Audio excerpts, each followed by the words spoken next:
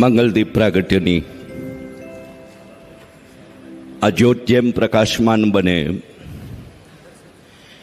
એમ પ્રકાશ પથરાય એવા શિવપુરાણના ગાન અને સત્સંગના માધ્યમથી એમના આપણા સહવાસ અને સત્સંગથી આપણા જીવનમાં પણ એવો ઉજાસ અને પ્રકાશ પથરાય એવી મહાદેવના ચરણોમાં પ્રાર્થના સાથે આપણે પ્રથમ દિવસનું શિવ મહાપુરાણ ગાનનું સત્સંગ સત્ર પ્રારંભ કરવા જઈએ ત્યારે જીવ અને શિવના મિલનનો અવસર એટલે શિવ મહાપુરાણ કથા.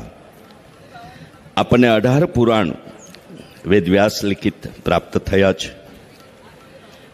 આપણને સૌને સંસ્કૃતિ, શાસ્ત્ર, સાહિત્ય અને અનેકવિધ ક્ષેત્રનો એવો દિવ્ય અને ભવ્ય વારસો મળ્યો છે કે જેથી કરી આવા પુરાણોના ગાનમાં પણ સિઝનેબલ મુશ્કેલીઓ ગમે તે હોઈ શકે.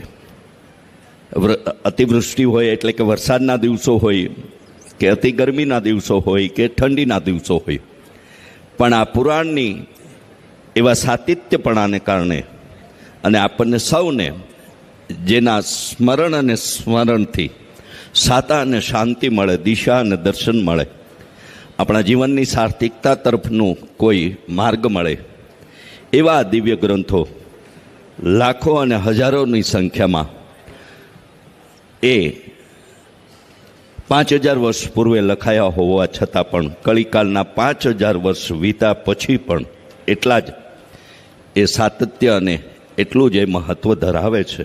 એટલે જ લાખોની સંખ્યામાં લોકો આવા ગ્રંથોનું શ્રવણ અને સ્મરણ કરતા હોય છે.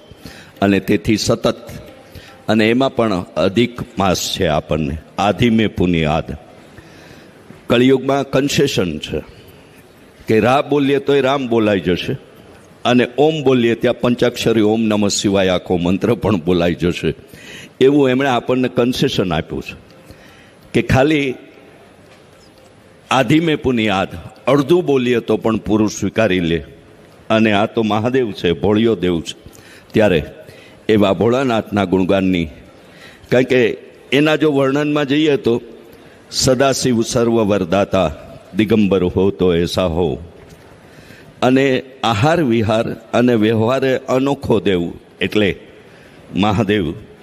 એવા જીવ અને શિવના મિલનના અવસરને આ શિવ મહાપુરાણ કથાના પ્રથમ દિવસના જ્ઞાન સત્રે ફરી આપ સૌનું ડોમ્સ પરિવાર વતી કર્તવ્ય ટીવી ચેનલ અને રાધે રાધે ઓફિશિયલ યુટ્યુબ ચેનલના માધ્યમના જીવંત પ્રસારણથી શ્રવણ કરતા સૌનું ડોમ્સ પરિવાર, રવેશિયા પરિવાર અને રાજાણી પરિવાર વતી હાર્દિક સ્વાગત સાથે આ પરિવારના આપ સૌને જય મહાદેવ.